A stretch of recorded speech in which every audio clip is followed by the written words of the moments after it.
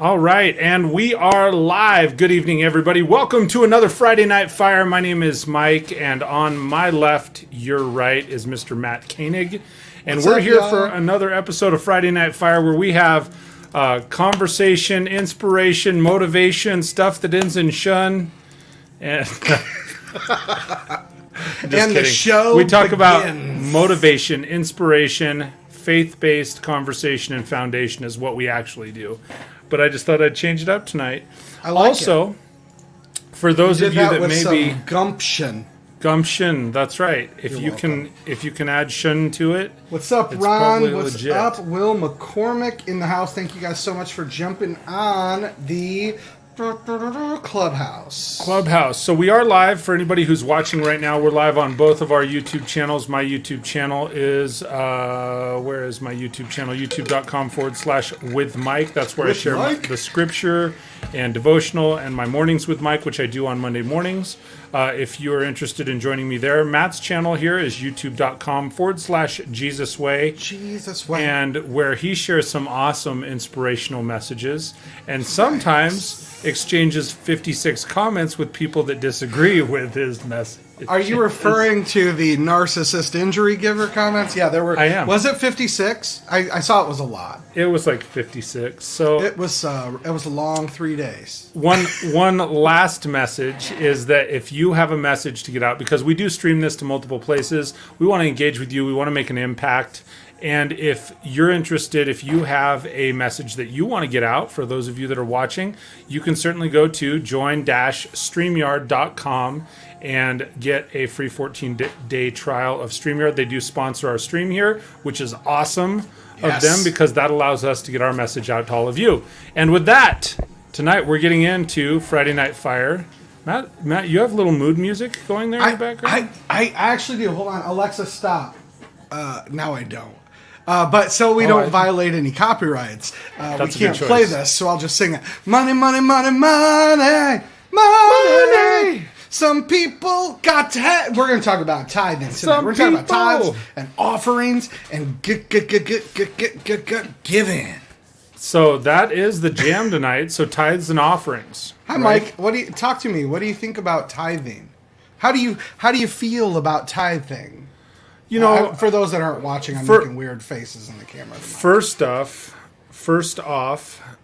what is tithing? Oh, that's let's kind of define that, because I know we get a bunch of different people that come into the show from time to time. What is tithing? What is it defined as, for one?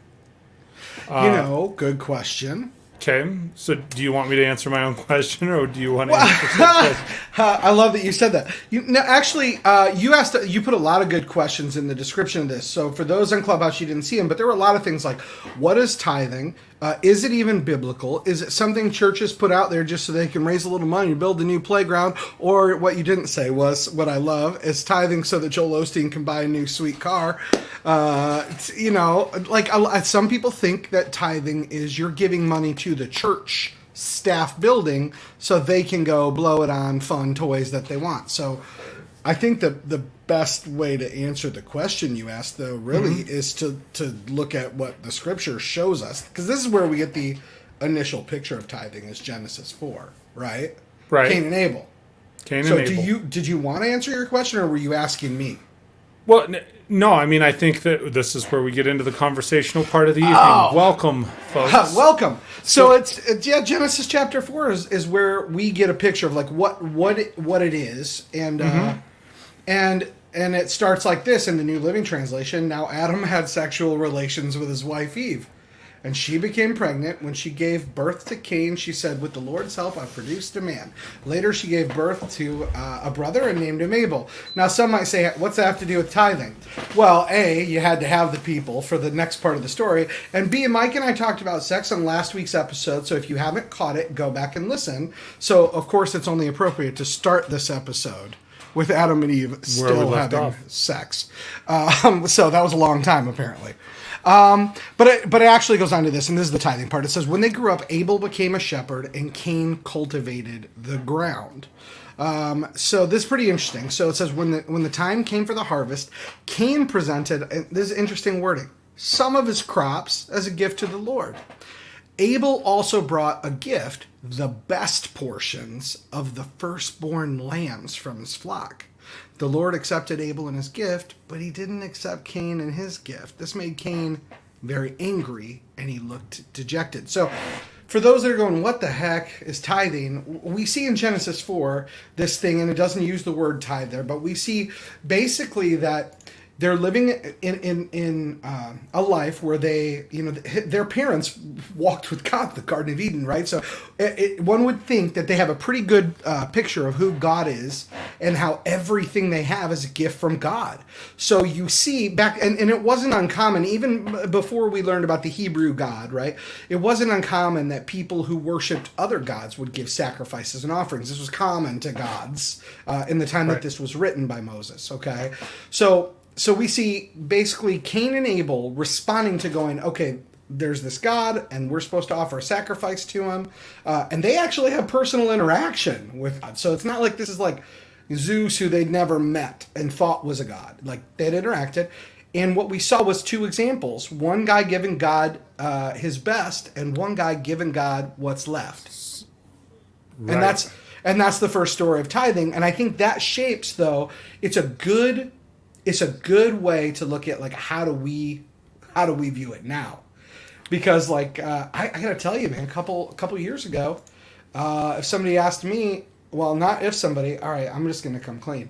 A few years ago, my wife, before she was my wife, said to me, as I was going through a lot of turmoil, she goes, how's your tithing? And I was like, did you just miss the whole part where I told you, like, my companies are crushed and I'm losing everything I have? And she's like, no, I didn't miss it at all. But what you have, like, what are you giving? Like, are you giving your first fruits to God? And I was like, I think he understands that I'm broke. She's like, I mean, you're paying your phone bill. You're going out a couple nights a week. So, like, are you, though? And I was like, oh, come on. I'm like, oh, what's up, Pastor Nate? So I was like, man, she hit me right in the feels with it. And I really had to reflect and say, am I giving God anything? And I wasn't.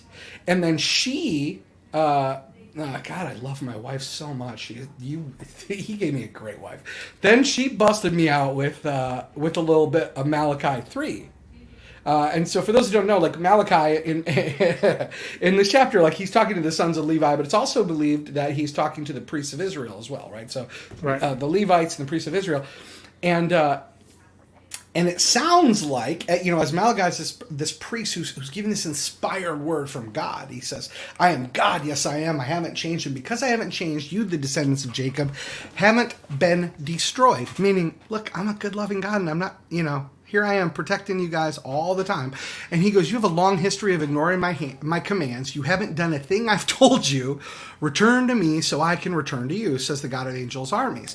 And then it goes on and says, you ask, but how do we return? And by the way, I'm reading this from the Message, okay? Malachi chapter 3, picked up in verse 6. They said, you ask, but how do we return? And God, in chapter 8, as Malachi sharing this, says, begin by being honest. Do honest people rob God? But you rob me every day. And they said, how have we robbed you? He says, the tithe and the offering. That's how. And now you're under a curse, the whole lot of you, because you're robbing me. But here's where it actually gets pretty cool, okay? Because first it's like, wait a minute. God, what does God need money for, right? I mean, he's God. Yeah, he's God. He doesn't. But here's the key, I think, if I may. Bring it. I? Yeah, but I'm on the picture, so you should. Well, because you were on fire, I'll bring me on the picture. So the thing is, tithing is not about money. Thank you. Tithing's not about money because God already owns everything. It says multiple places in the Bible, right? The verse that I picked is Deuteronomy. It says, "Look, the highest heavens and the earth and everything and all in it all belong to the Lord your God." God already owns everything. He doesn't need the 10%.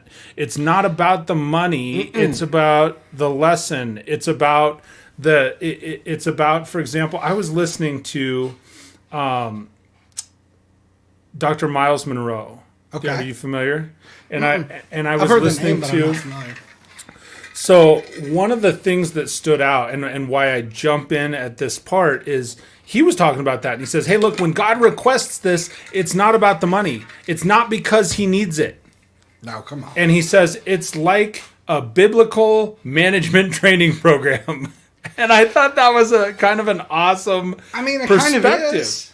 And so going back in time for just 1 second, talking about tithes specifically, I think that, and I don't know the root, like the Latin root or the tithe means tenth, correct? Or 10% in some form or fashion.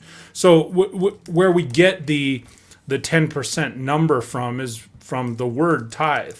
One perspective also is that okay, the first 10%, right? It's not the last 10%, it's the first 10%. So we're being trained to, the lesson is that you have to be mindful and disciplined to be able to give that first to God. He already owns it anyway, right? Yes. If you had $1,000, how much of that $1,000 is God's? All of $1,000, right? All of it. So the key is, right? The key is too, when we're giving to God, and I think there is a little bit of a difference between a tithe and an offering. Now, so for those that are listening that aren't familiar with those churchy words that sometimes we use, the tithe is basically the first fruits that you're putting back into the church, into the ministry, right? And an offering is typically like, the way that I see it in most churches is like a special offering, right? You've got a guest speaker's coming, and there's not a salary budget for a guest speaker, and sometimes I'll take a special offering because the person paid money to fly in or something like that, or we're raising money because we want to do a big campaign to feed the homeless in this neighborhood that we don't typically aren't able to typically reach. So let's take a special offering. So for those that are listening, there's some examples. In addition to the offering, like the tithe is the biblical requirement. It's the first fruits, like Matt said.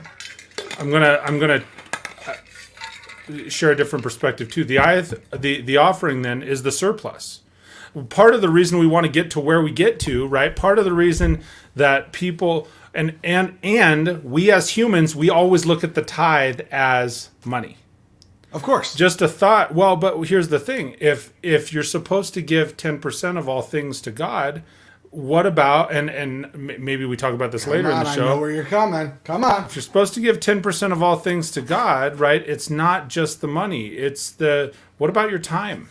Yeah, you're up for 16 hours a day, so where's the 1.6 hours to God? Yeah. I'm so glad you're going there with this because here's the thing: if the Bible's continuous, right? Because God can't contradict Himself, and people act like there's Old Testament God and New Testament God, but it's interesting because when Jesus tells people, right, to put God first in Matthew chapter 6, which we've talked about before, and I'll hit on later. Okay, when Jesus tells people, right. Seek God first, the rest will be added. Like, there's an example. The first, see, we always focus on the tithe as the 10th, right? Because we looked at that means the 10th. Okay, God picked whatever number He wanted to pick for us to represent it, but it was to represent that we have to remember the beginning of everything. We should be giving back to God. Just like when people look at following Jesus, it's like, okay, well, I'm not doing Him a favor by sharing His word, right? Like I can't save myself, so I'm not doing it to earn salvation. So it's supposed to be in response to what He did for me. But the same can be done by those of us who are trying to share God's word. We can give Him our leftovers of it. Like, all right, I'm at the end of the day. I guess I'll sit down and write a blog post about Jesus. Yeah. Or I'll read minutes. my Bible. I've done all my stuff during the day. Now I'll give God the last 10 minutes of the night. But in the morning, the beginning, when your eyes open, the first thing you do, what is it? Right? Are you tithing your time to God? The moment you wake up, are you saying, God, thank you? And are you getting in His word and saying, this is your time, God? And so I love what you said. It's more than money. It's our life. We look at it as money. And so when you're saying, okay, if it's 16 hours a day, or if you have 24 hours in a day, so if it's 1.6 hours or 2.4 hours or whatever that number is, one of the things here, let me put this in perspective for you watching right now. The question, Matt, you said this perfectly, because it's like, oh, it's the end of the day. Gosh, I should pray before I go to bed. So God, let me give you 10 minutes. The thing is, the rest of the day, how many hours did you give to social media and TV and other crap that doesn't make a difference? Right? Right? Oh, well, I gotta catch my show. My show's really important, so I gotta give an hour to that.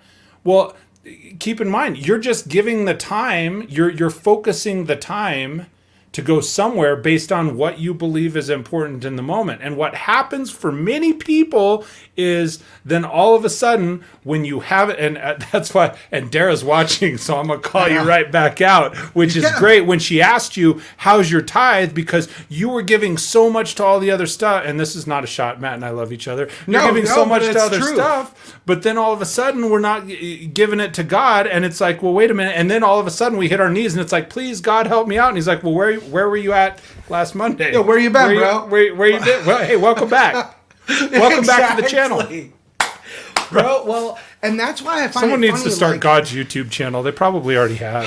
Dude, that would be so probably not good. But here's the funny part, and this is what I loved about, when Dara had brought that up to me, and she said she had said to me, and it's funny. I never spent a lot of time in Malachi. I just didn't. One of my favorite, right? We all have our little favorite Bible hero books. I loved Revelation because I'm a weirdo.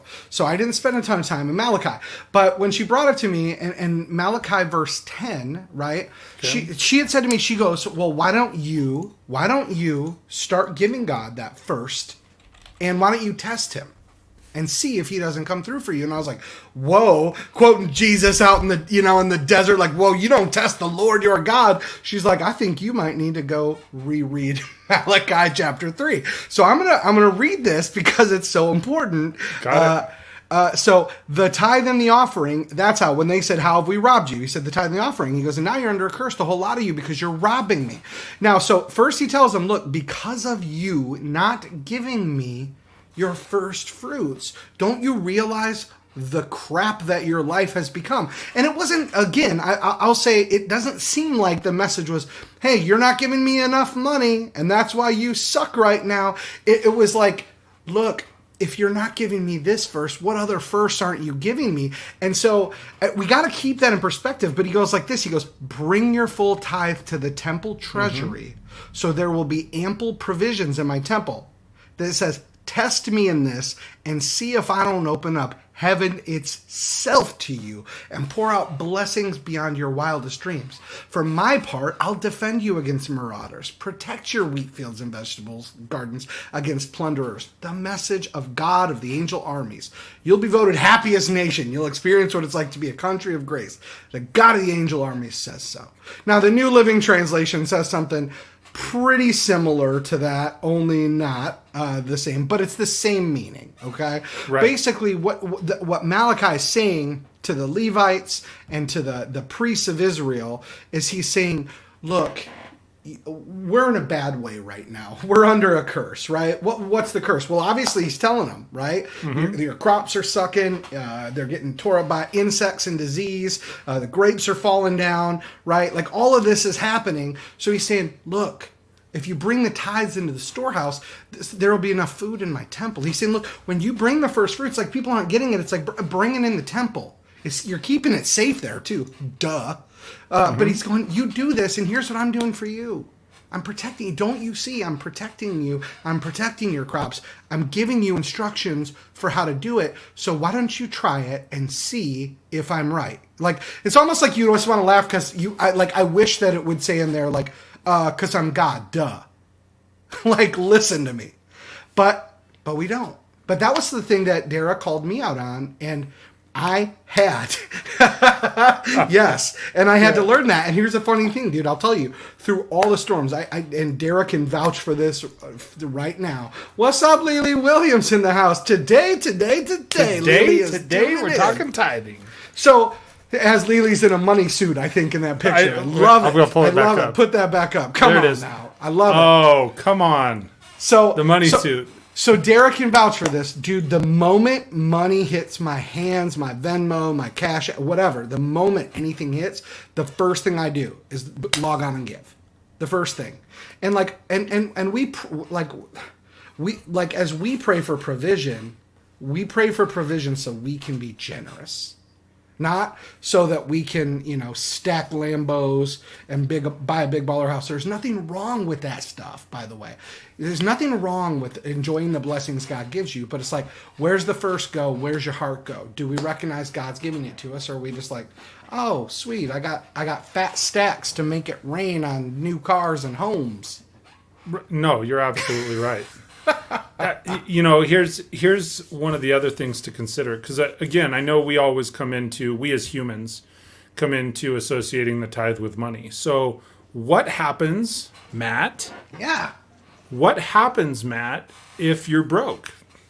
What do you mean, Mike? Like if you have no money to give? If you have no money to give. I remember this beautiful thing that I heard, and it was Jesus was hanging out and watching what was happening in a temple, and there were these people loaded that were just making it rain with coins so you could hear it all, right? Cha-ching, cha-ching, cha-ching.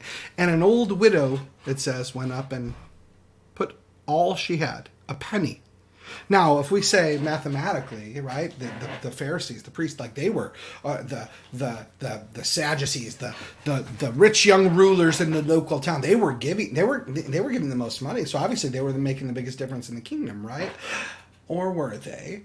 This broke woman only had a penny, and that's what she gave. Look, we could be as broke as could be. I bet you could find a penny in the couch, right? Yep. Here's the thing I'll say, and this was one of the toughest things for me to grasp, Mike, because I was broke when I started tithing. I don't have anything anyway. None of it's mine. That was the hard thing to get. Right. I don't own anything I have. Like, we can think I own it, right? Like, I don't want someone coming in robbing us, stealing stuff, right? Because we've paid for it, we worked hard, right? But even the job to be able to pay for it was a gift from God. So that, like, the reality is, when you're broke, what you do have is from God. And if you don't have money to give, what do you have, right? Like, what do you have? You knowledge, have time. You have counsel. love, right? You have love. You have encouragement. You have things that you don't know you have. And here's the thing: even when you're broke, right? Like you've got rent to pay, you've got that. Maybe you're struggling financially, right? And it might sound like the weirdest thing to hear me say, "Give anyway and test God." Like, give anyway and test God. Even if all you're getting right now is $160 a week unemployment, give 16 of it. Just give 16 of it. And you might say, but I don't have a local church that I go to, right? Like, I just started believing in God during the pandemic. So, like, I watch my church online, and that's... So, right. Where do I give? Who do I give to? You know what? The Bible tells us, Jesus tells us to feed the hungry, right? Shoe the people without shoes, right? So, take care of the widow. So, you know what? If you've got a neighbor that's struggling more than you, maybe you just put an envelope anonymously and toss it in there under their door. If you got a local food bank or homeless shelter, I mean, go donate to that. Go donate time to that, right? We're called to take care of people and take care of this planet. So, to use your time as a way to give. You can always do that too. So, but here's a question I want to ask you, Mike, because I think this is the kicker, and this will lead to some dialogue on it. When you give your tithe, oh, I like it. Lily said, I tend to say a person is not broke. They may have a financial deficiency. However, what they do have that they can share and give a part of. Time, food, love, etc. Yes. Amen. Absolutely. Amen. So what's the tithe supposed to go for? I think there's a challenge, a question that people ask, and I think this is what causes them to wrestle with tithing, right?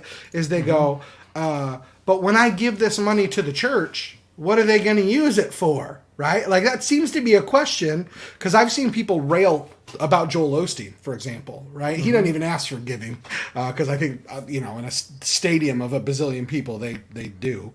But he's loaded, right? He's got a big baller house. What's up, Jordan? Good to see you. Thank you for jumping on. He's got a big baller house. He drives, beautiful cars, right? So Joel and Victoria Osteen have a ton of dough. Right? And I've seen people literally go to town attacking that. And I'm like, you realize the guy doesn't take a salary from his church, right? Like, all of their money comes from their books and the things that they create.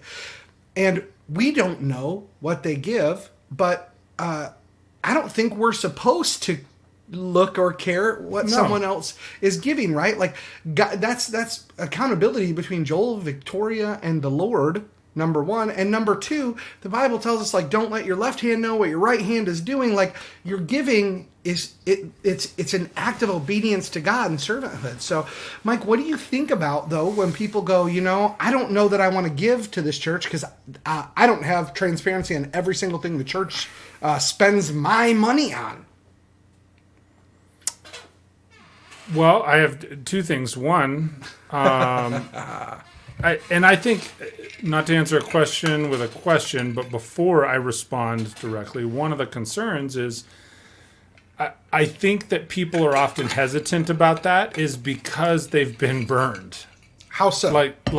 There are times people have given, and they've given everything that they can, money, time, volunteered, and so forth, just to find out later to have the church in the news and the pastor was skimming off the top and so forth. And so I've seen that before. Or things like that happen. Or they've gone to the church when they've been struggling and the church like saying, "Hey, we can't pay our mortgage," and the church is like, "Oh, we'll pray for you." Right. So they get burned and they don't get back in what the expectation is or what the thought is or what they feel they're owed or deserve, if that makes sense. I mean, you can jump in here and stop me anytime. I like where you're going with it. I mean, that's somewhat human nature. I mean, you're saying, what does the tithe go for? I mean, the tithe is, it's one, you guys got to understand, it's not your place or position to say what the tithe goes for. It's your place and position to give the tithe freely of your heart, mind, soul to God. Whether it's, Dara brought up over here and she says, do you give to a project or a church? Or are you giving back to God? Again, if what you have, and I'm not to skip steps here if this isn't a direction of where you're going, if you're broke and you've got the penny to give, if you're, what did Lily call it? If you're financially deficient. Yes. If you're financially deficient and what you have to give is the penny and some time, then what are you doing to donate 1.6 hours of your time to be able so that once you do that, God will give you the chance to grow up financially. Bro, okay? Thank you. Because when you don't do that, you're staying in like toddler mode. Right? God, I don't want... It's like... who was it? Oh, my gosh. I got to think. I was watching a video, and it was about finances. It was Dave Ramsey, I think. Probably. And he was... well, here he was sharing about... He says, look, and he was talking about some biblical principles, and he was talking about his granddaughters, or whatnot. And he says, it's not hard for me to pick up and carry... my granddaughter, my 8-month-old or 10-month-old granddaughter. It's not hard for any of us to pick up that newborn child, right? For any of us that have kids, though he said the 2-year-old or the 3-year-old toddler, it's hard for them to pick that child up and carry him. So the thing is, you have to be able to grow up biblically. And I'm equating it to this. It's like, you got to be able to grow up financially, right? You have to be able to receive God's lesson and take that lesson in management to give the first part first. Yep. And then when you do that, understand that whatever it is that you're giving freely of yourself and your soul, and you're giving from a position of strength. And so here's something I love that Jordan just said. It all comes down to stewardship. Something that my wife, Dara, says often is, nothing I have is for me to keep. It's all for me to steward. It's all God's. So the love I have is to give. The resources I have is to give. The smile I have is to give. And I love that perspective. And what I just popped out in my head as you were talking was something. So I remember we were listening to the book Multiply by John Bevere, which, by the way, I hate. Just so you know, I like John Bevere. I hate the book. The whole book's full of fake humble bragging to me, and all he focuses on is multiply your money, multiply your time, multiply the what you're making the kingdom the difference.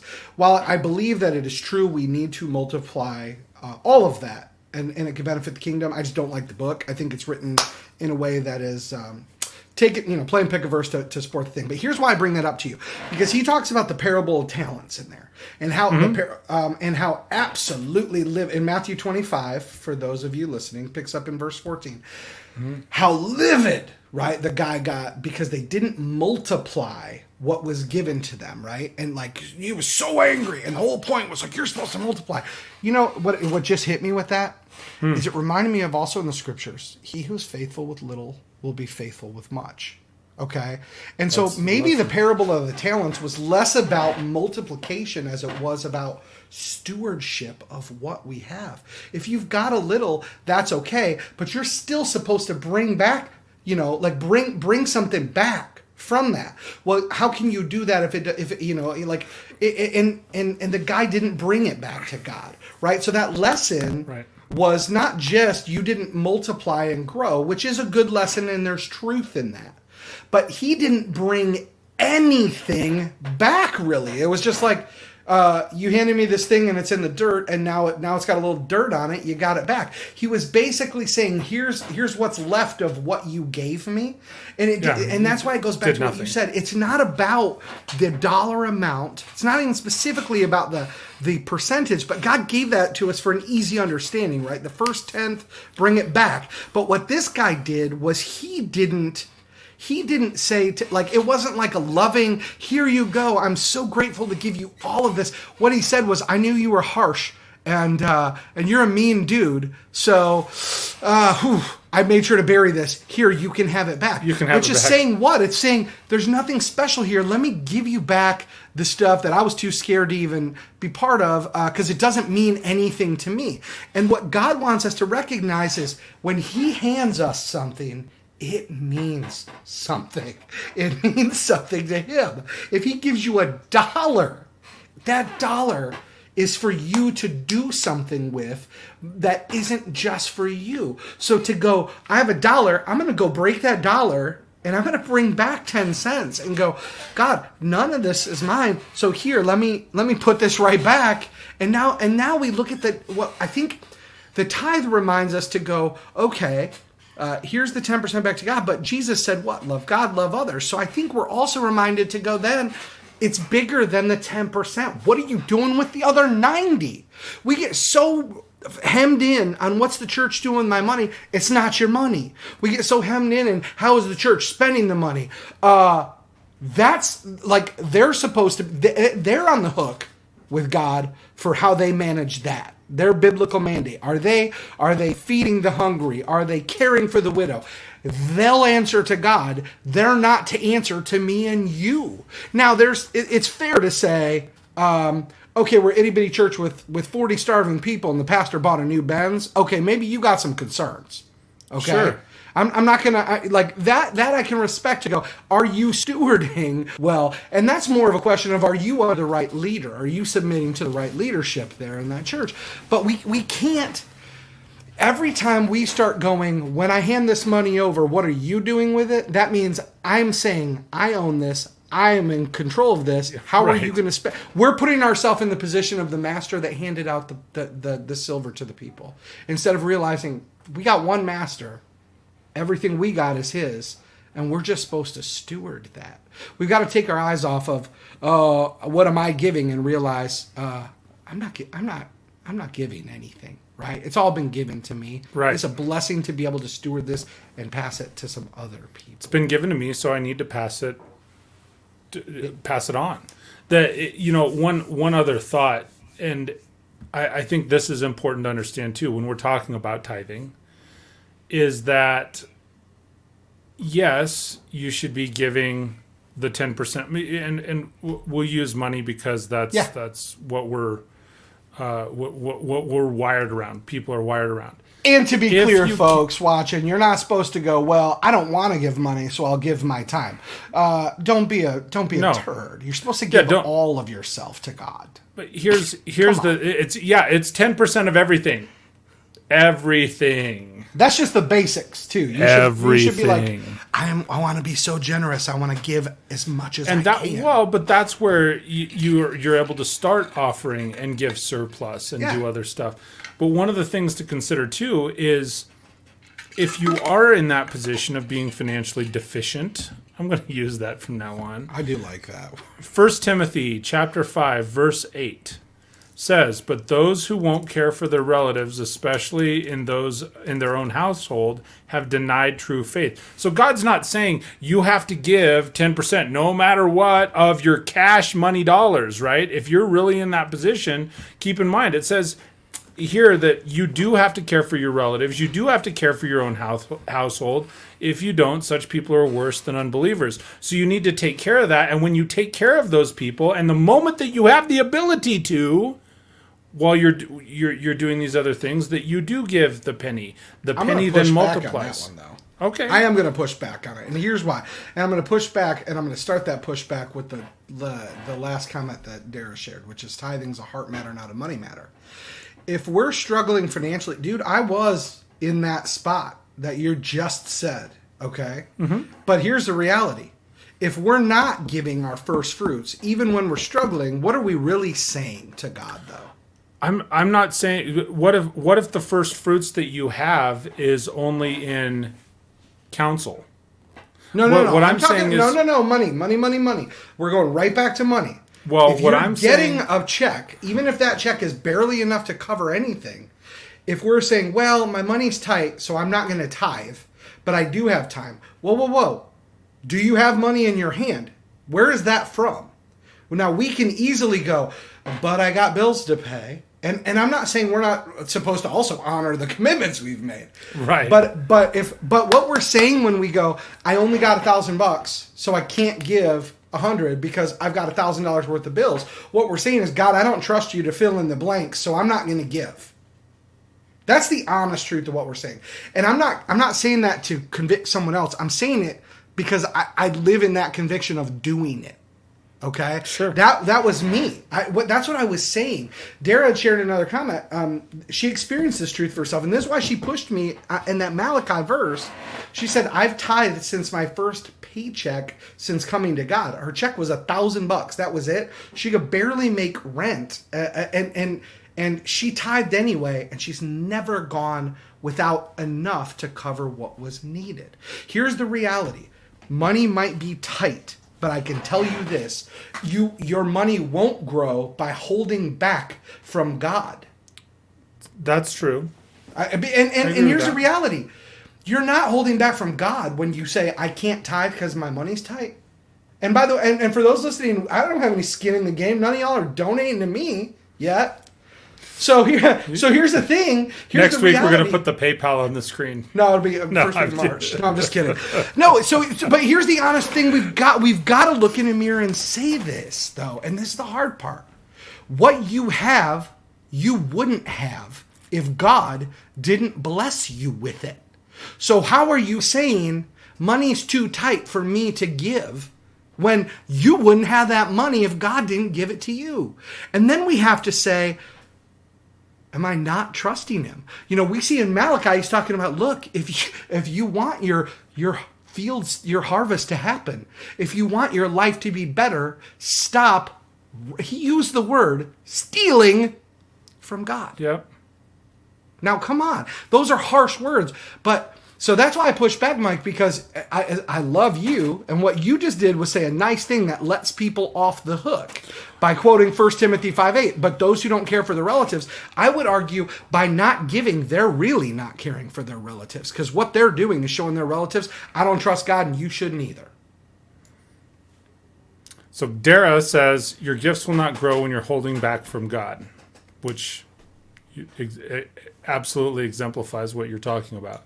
Secondly, Jonathan Dawson. Good to see you, Jonathan. What's up, John Dawson? Tithing, as it is commonly taught, is not biblical. It's not sound doctrine to teach that people should tithe. I would love it if you could elaborate on what you mean by that, John. Feel free to pop something deeper in the comment, but I will say that much. Yes. Yeah. Well, actually, John, that's what we were just talking about, that it's your whole life, right? Like it's not about the money. If you missed the first part of the show, it's not about the money. It's about everything God gives us to steward, right? So money is just one piece of the puzzle. Well, and I think one of the places that Jonathan's coming from is like when you, depending on how you or where you look for research on this sort of message, the system that we go by now, right, in the economy, the system, it was specifically designed to meet the needs of like the religious, economic, political system in ancient Israel, because that was one of the ways to be able to approach. And so when they said, well, the tithe,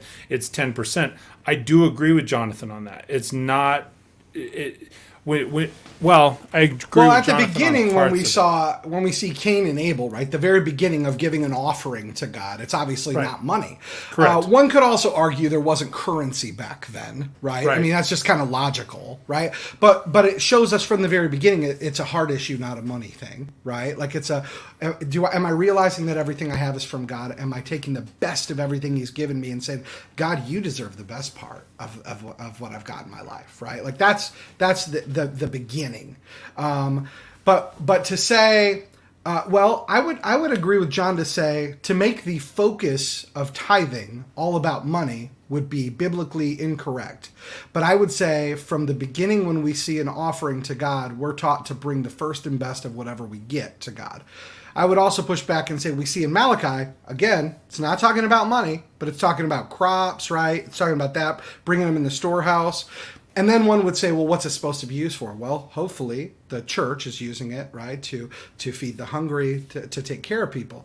Now we fast forward time to now, not everybody has crops. Not everybody raises cattle. No, so to say that biblically... It's the exchange of currency. It's the exchange of currency for those same things. Yeah, but so here's the thing. So to say there's no biblical support, I would push back on that a little, and I would say this.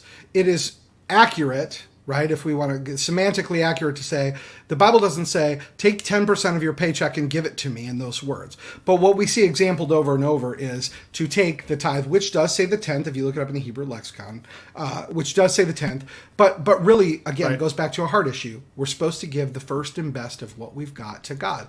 And I think there are a lot of people that love to try and cop out on the financial. Nobody said we owe God, but I think a lot of people try and cop out on the financial thing and go, well, we don't have to give money because it's not there. And I'm not saying that's what you're doing, John, but I think that's a slippery slope to pretend. And if you know me, you'll know I'm not like Pharisee doctrine, but God's the law. That's not my jam, and that's not who I am. I believe God's heart is that of love. And here's the reality: how can the church now? Pause. The church is the people, but now let's talk about the house of worship we go to and the gathering of the body. Okay, there's one of two ways it can be done. Right, we can all individually, as we should be doing, help. Feed the hungry, clothe those without it, care for the orphans and widows. We can and should all do that individually.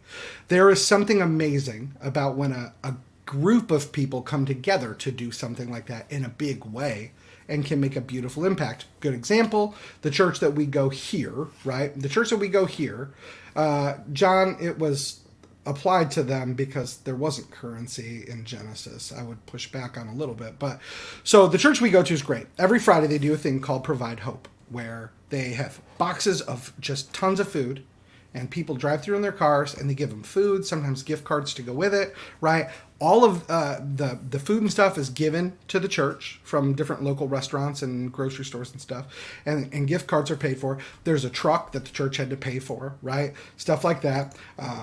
There are things that cost actual money and currency, and so it's important to realize that in order to provide, some of us have to pay for it. That's just how it works. So to say it's not biblical to give money, here's the question: is it extra biblical or is it anti-biblical, John? If you're saying the Bible doesn't specifically command money is the tithe measuring stick, I would agree with you.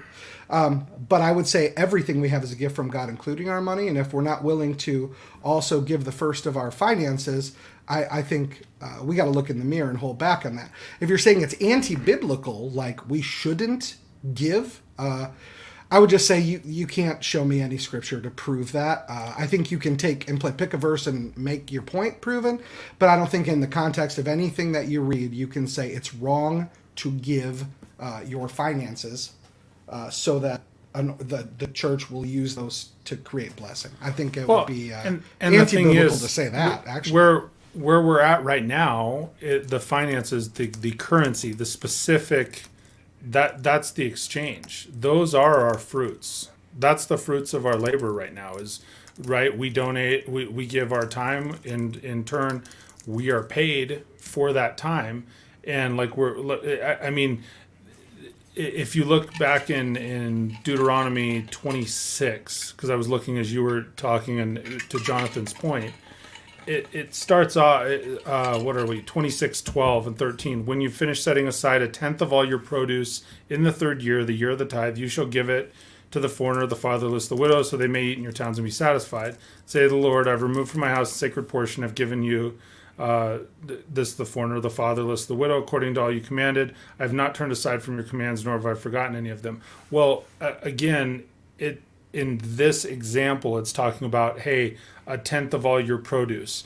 Well, what is our produce here? And you're saying specifically farmers, and just shift the way that you carpenters say in that example. word from produce to what do we produce? What do we produce? Right. So believe me, like going through this hour, as Jonathan is sharing here, and he's saying, hey, happy to discuss, happy to hop on a call and so forth, which would be awesome. We certainly can do that as well. But in 2021, we are not in biblical times.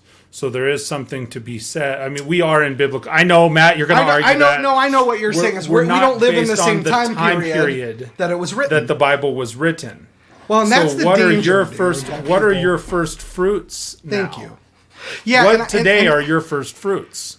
And that's the thing. It frustrates me a little bit. Not sometimes, dude. It always burns me up a little. I shouldn't say biblical times. It's time period. No. That's not the part that burns me up. The part that frustrates me is that oftentimes, though, we will take something that was written a few thousand years ago, and we go, oh, I'm going to cling to the literal part of that. But take the rest of the scripture, and we get metaphoric and figurative, or we don't take into account, as we are wrestling with the scriptures, right? As we're actually digging in and looking to understand, there are things we have to take into account. The time it was written, right? Of course, when Moses is writing Genesis, he's not going to say, hey, by the way, that also goes for Bitcoin. Right? Like, because it didn't exist. It's stupid, right? It's stupid to say that. So it frustrates me when we go, well, the Bible said this, and so I'm just Bible. Like, I'm just only reading the word. It's like the Bible also, there weren't cars, there weren't airplanes, right? There are things that now exist in the world, and we can't pretend like those don't belong to God because they weren't in the scriptures. Like, what do we go? Okay, well, God's gifts only stop at the produce and the animals that we get. That's a load of malarkey. Well, and that would be like looking at it going, well, malarkey. Here's the like thing. I'm 100. The malarkey. The Bible applies if it was pre-industrial revolution, but after the industrial revolution, there's different rules. True. And now we're in the. True like, that people no. think like that. Well, dude, No. here's the thing though, and here's the challenge, and here's and I've talked to John. I love John. I think John is great. Absolutely. So Same page. But I want to take what he said about the, tithing money is not a biblical principle. And here's the danger with that thought process, if not properly understood in the context of what John means. And I don't know for sure what he means. But I'm going to say this. If someone reads it in the context, you're not supposed to give your money in any way. You're not supposed to be doing that. If someone were to read that, I would challenge that a little to say, so that's not a gift from God? It doesn't belong to God too? And then I would remind them, remember the conversation that Jesus had with the rich young ruler. Now, someone might say, well, yeah, but he was asking him to give away all of his money. Okay, don't miss the point in the message.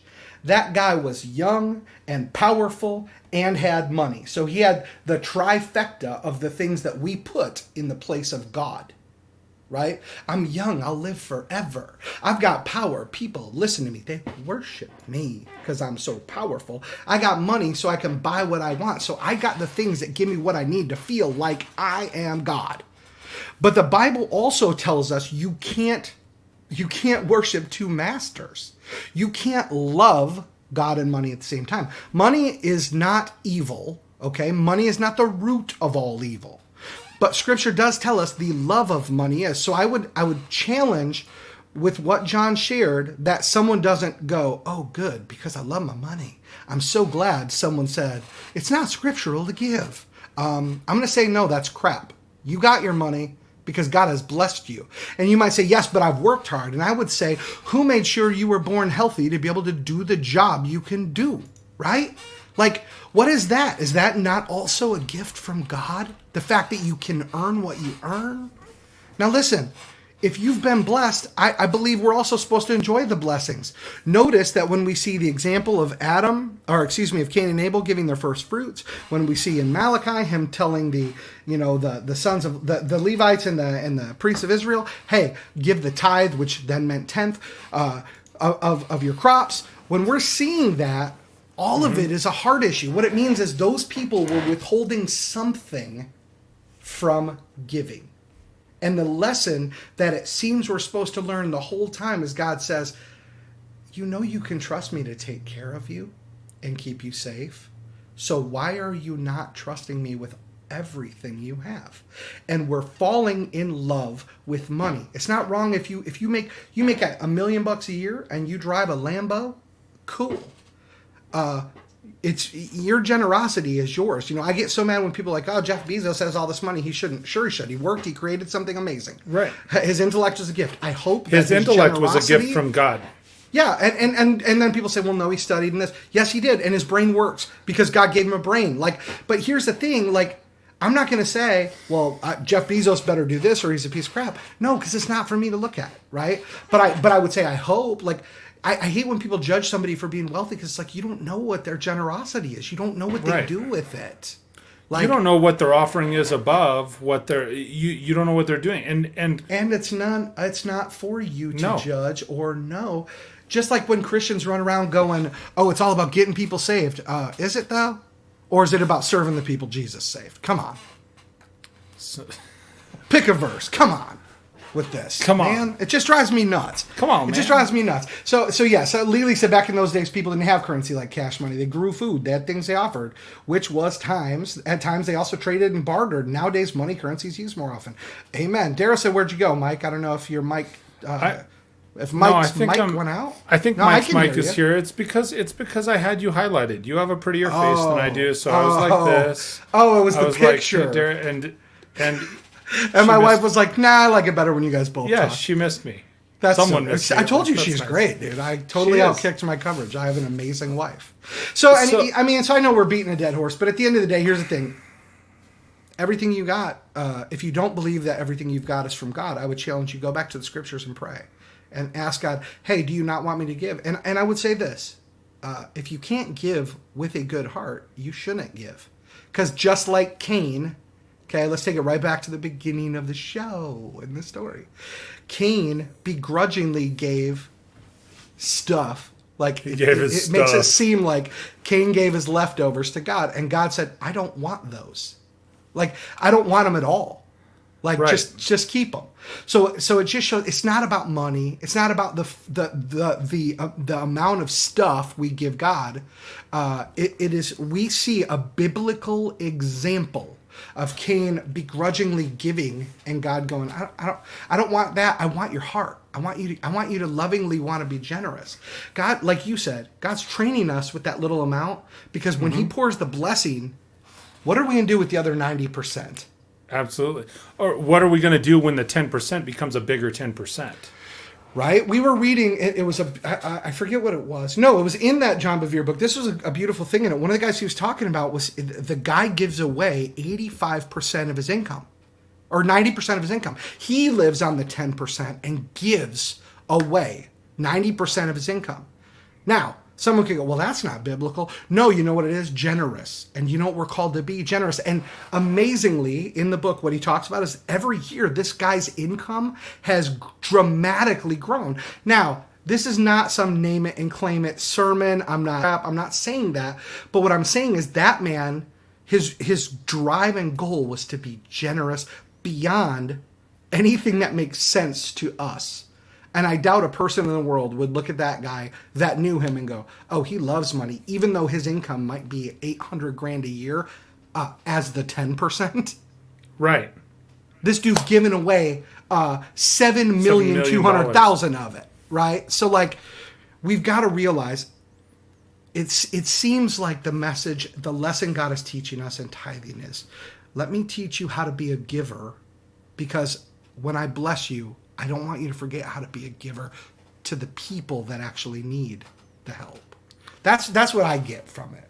I absolutely agree with you. I mean, it is one of the basic principles when it comes to. It's funny because on a different level, I was sharing that in a leadership training, that it's like, hey, when you get to that place, whatever that place is, don't forget about the things that got you to that place. Come on, and I think that's the exact, and that can be used as a management principle, a leadership principle, and certainly in this forum as a principle when we're talking about giving to God, giving of ourselves. When you get to that place, don't forget what got you to that place. Oh, dude, because I think there's a lot of people. I think there are a lot of people that do that. They get to that place and they say, "Thanks, God." Put the stamp on it. I'm out, right? And it's like, well, wait a minute, right? And so I think there's a lot of value in that, Matt. Bro, I think this is just a good dialogue. And for those that might have listened, they're like, I hate that dialogue. Sorry that you hated it, but it's an important one, because it really does speak to the hard issue. And I'm going to throw this out here too, because Matt and I try and pick a good topic. If there's something, as we're kind of coming to the close of our show here, if there's a topic that's weighing on your heart, because we're starting to gain a little bit of momentum and some following here between the Clubhouse and the YouTube channels and so forth.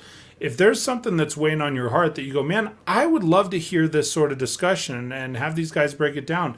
There are some people that are really connected with their faith. And if there's someone saying, I'd like to be a part of that conversation, I'm just going to throw it out there and say, hey, message one of us. We're not opposed. I'm going to call Pastor Nate out again. I'd love to have Pastor Nate on the show. Oh, and dude, if you think I've been texting him and trying to encourage him, you might be right. So that would be, but again, he's one. We've had some really good dialogue over our time here and over the years and so forth. So if you have something weighing on your heart, send us a message. Let's have a conversation on it. We'd love to break down a show on it. If you want to get on a show with us and say, hey, as long as the big key is keeping the faith and the Bible and God and that message at the center. Yeah. That's what we want to do and make an impact with people, man. Yeah, the whole idea is just to bring folks together, you guys. Listen, there's people from different denominations, different faith upbringings, but if we've all had some sort of experience with the Bible. Most people have had some sort of experience where it either left a good or bad taste in their mouth. And even when we all think it tastes good, sometimes we could be sitting down at a meal. One of us thinks we're eating prime rib, the other one thinks we're eating a New York strip. And we might look at the Bible from two different perspectives. So two different experiences. Great place to join us and have those dialogues. Absolutely. So with that, do us a favor too. Make sure, please subscribe to each of our channels. Love to connect with you on social media. Check us out on Clubhouse if you're into the audio format. And there was something else I was going to say. Oh, if you know someone that needs to hear this message, or you get into a conversation and you say, hey man, these guys are talking about sex, money, and God. I don't know what got into them. We got a show for it. I think the next thing we got to tackle, like we've talked about sex, money, the last couple things that are taboo. We haven't talked about drugs and rock and roll. So I think actually music is a great thing too to wrestle with. We could. And again, for the time period, different music now than then. But. Right, those are like, no, only a flute, a harp, and a lyre. And I don't mean the kind that's preaching this heretical crap. Guys, thank you so much for joining us for another Friday night. We very value your time. We appreciate you. And we will see you back here next week. Same time, 5 Pacific, 6 Mountain, 8 Eastern. 8 Eastern. God bless you guys. We'll see you soon.